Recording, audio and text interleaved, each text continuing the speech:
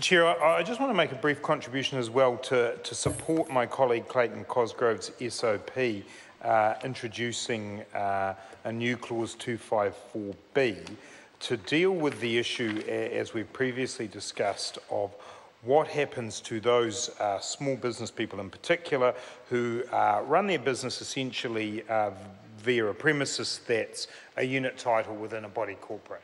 Most of us will be able to picture the kind of business. I know I used to be the tenant in a building that was a body corporate down on Lambton Quay. It contains a number of businesses. There's a shoe store in it, there's a key engraver, a repairer. These are people who are often small business people whose premises they don't own themselves, but they are the unit title holder within a body corporate. And what this part of, or this section of the bill aimed to do, was create some consistency around the rules of GST registering for bodies corporate. There have been a couple of legal cases that have changed the law. It means that there's been an inconsistency in interpretation between how the IRD treats body corporates in terms of GST and the decisions of the court. We support the principle of that approach. It's important that there is consistency in terms of GST treatment.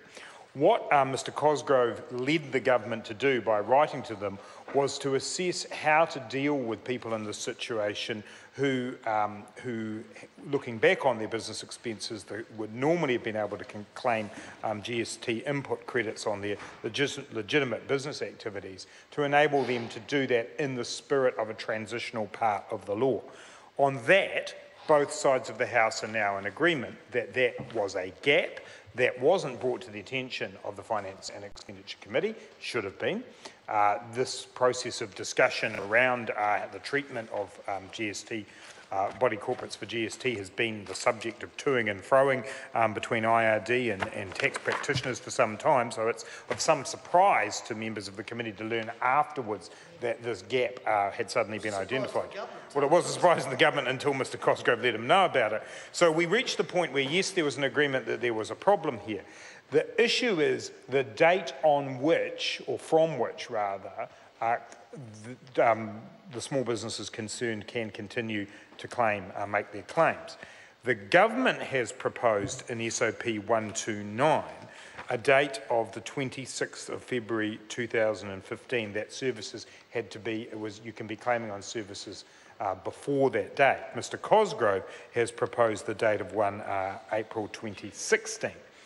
Mr Chair, my contribution here is to ask the government what on earth it thinks it's doing choosing the date of 26th February 2015, because what we have been told is that that date has been chosen because it was the date of the introduction of the bill.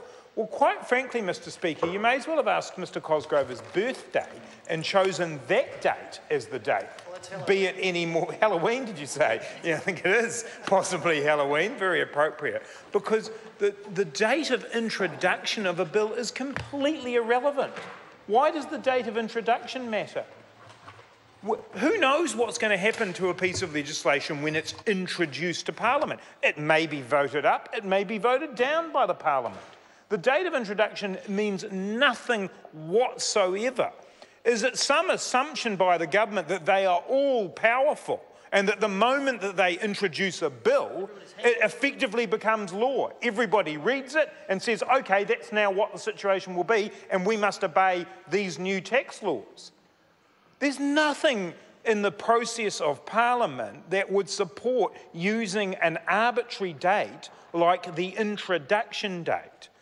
I would defy members of the government to tell me when that has ever occurred, that the date of introduction is somehow regarded as a date by which taxpayers must obey a new law.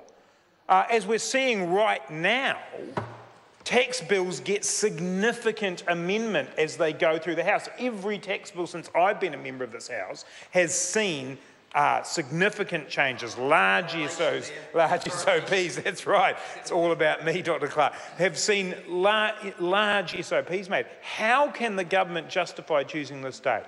If this is actually about being fair to small businesses who are now dealing with a change in process, with different treatment for bodies corporate, to need to make a series of decisions about whether those bodies corporate are registered and what that means. I think the government needs to reconsider, support Mr Cosgrove's SOP because it is fairer.